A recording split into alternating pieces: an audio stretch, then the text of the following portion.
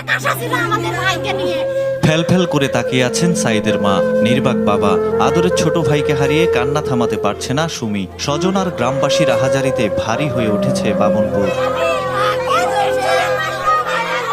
সাইদের পরিবার জানায় 9 ভাই বোনের মধ্যে সাইদই টিউশনির টাকায় বিশ্ববিদ্যালয়ে পড়াশোনা চালিয়ে যাচ্ছিলেন। পীরগঞ্জের খালাসপীর দ্বিমুখী উচ্চ বিদ্যালয় থেকে গোল্ডেন জিপিএ 5 পেয়ে এসএসসি পাশ করে ভর্তি হন রংপুর সরকারি কলেজে। সেখান থেকেও জিপিএ 5 পেয়ে ভর্তি হন বেগম রোকেয়া বিশ্ববিদ্যালয়ে।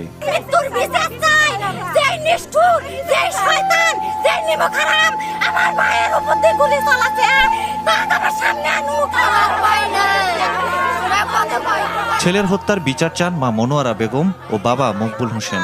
আমার বাবা উজ্জ্বল, আমার বাবা আমার একটি আসলো, আমার বাবা একলাই আমার ভাইয়ের উচিত বিচার চাই আমরা। ওই ছেলের মধ্যে